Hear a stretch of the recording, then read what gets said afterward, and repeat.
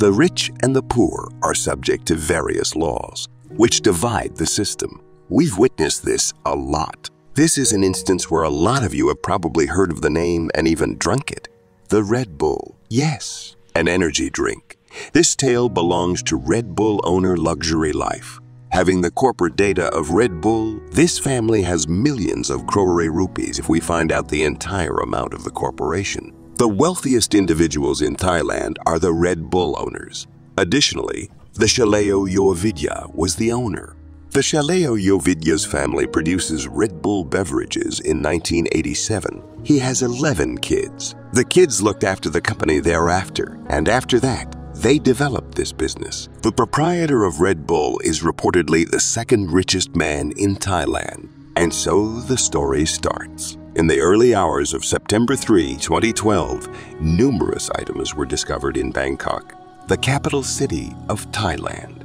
The Delhi catastrophe occurred at a very late hour of the night. Thus, on September 3, 2012, at 5 in the morning, Vorayuth Yoovidhya, Chaleo's grandson in Bangkok, the capital of Thailand, a Ferrari sports vehicle is racing along the road. Additionally, the driver of that vehicle is not feeling well. It seems as though he has been drinking and partying all night. Abruptly, a motorcycle passes in front of his vehicle. Vorayuth Yoovidhya allegedly smashed his Ferrari into the back of a police officer's motorbike around dawn on a major Bangkok road in September 2012. The officer was flung from the bike and pronounced dead at the scene. A Thailand police officer was the cyclist. He was the bus's on-duty person. The proprietor of Red Bull shot a police officer named Sergeant Major Wichian Klanprasert. There on the road was this black Ferrari. The Ferrari's owner fled with his vehicle. The cops learned about this news after a while. At the scene of the incident, the cops showed up. After removing the sergeant's body, the police took him to the hospital. Following that, they discovered how badly the bike had been maintained. The client had moved on. Wichian and his mangled motorcycle were dragged by the Ferrari for several dozen yards. Before his body fell to the road, police followed a trail of brake fluid to the Yoovidhya family's nearby property.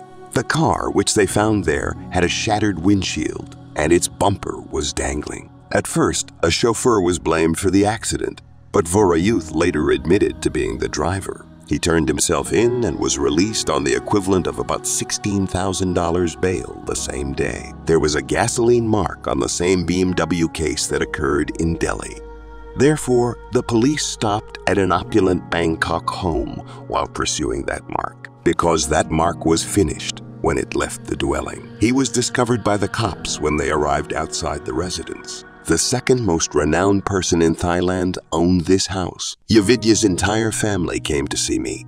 Her 11 children survived her death in 2012. When the police arrived at the residence, they were concerned as well as when they discovered who lived there. However, the policeman passed away later. The police then made the decision to alert their top officers. The senior officials authorized. Upon arriving at the garage, he noticed a severely damaged black Ferrari from the front. Upon seeing that, he wondered, what is the accident? An airbag was exposed, and you could still see the oil. Thus, it was determined that this was the vehicle that killed a police officer. The police then demanded to see the registration of the car. Vorayuth, Yoovidhya's grandson, was therefore recognized to be the driver of this vehicle. However, he was formerly known as Kam or Vorayuth. He was referred to as Boss. Chaleo Yoovidhya was the boss's father, whose name was Vorayuth. The majority of his father's estate was bequeathed to the wealthiest man in the family with the birth of his 11th child, reportedly 150,000 crore rupees. The boss and his father were the house's owners, and the boss's was this black Ferrari. The cops then began questioning the family about their presence the previous evening. Considering that the boss's name was on the car's registration, who, though, was behind the wheel? The family then abruptly moved a man in front of them.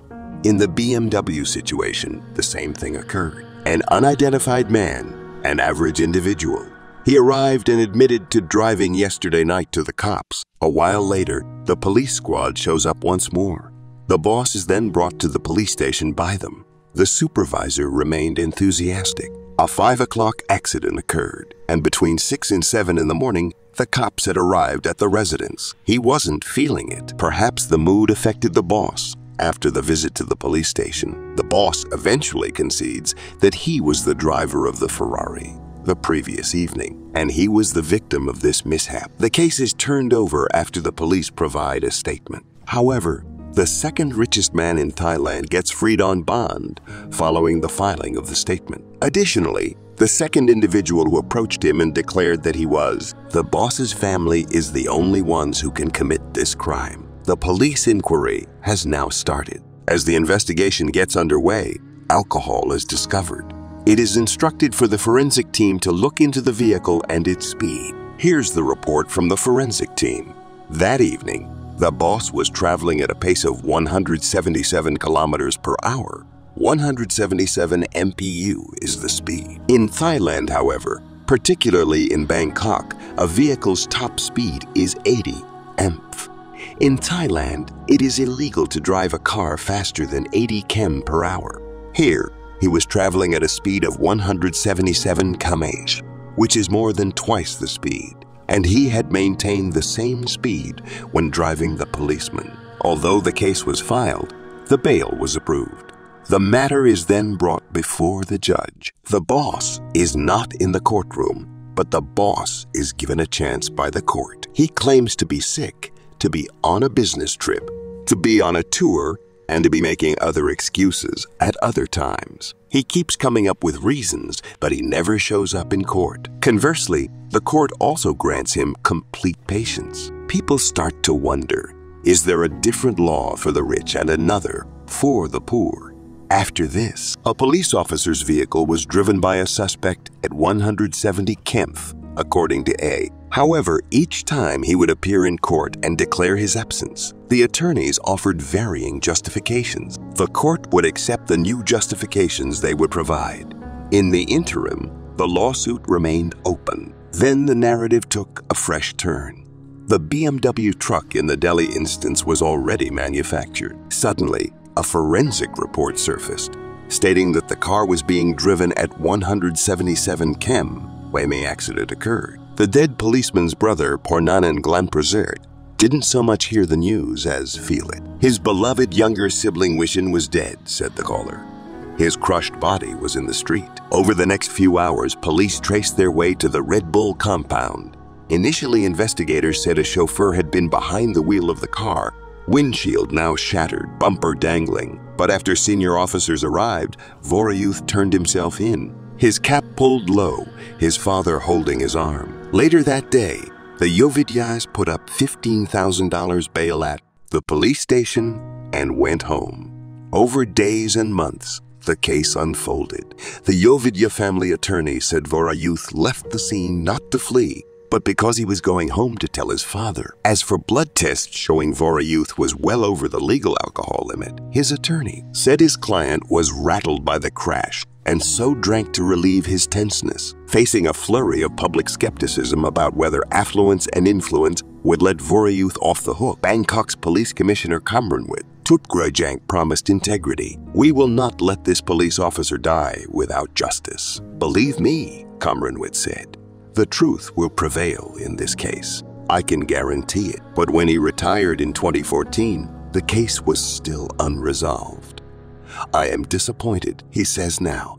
Vorayuth's attorney met with Wichian's family, who accepted a settlement of about $100,000. In turn, they were required to sign a document promising not to press criminal charges, eliminating Thailand's legal option for victims to take suspects to court if police and prosecutors don't take action. A few years before Vorayuth was born, Chaleo partnered with an Austrian entrepreneur, Dietrich Mateschitz. They put in $500,000 each to carbonate and globally market TC, Pharma's caffeine, powered syrupy energy drink popular in Thailand among laborers, taxi drivers, and jet-lagged tourists. In 1987, when Vorayuth turned 1, Red Bull energy drink went international and his family's fortune boomed. Vorayuth's grandfather, Chaleo Yoovidhya, grew up in poverty, the son of a duck seller.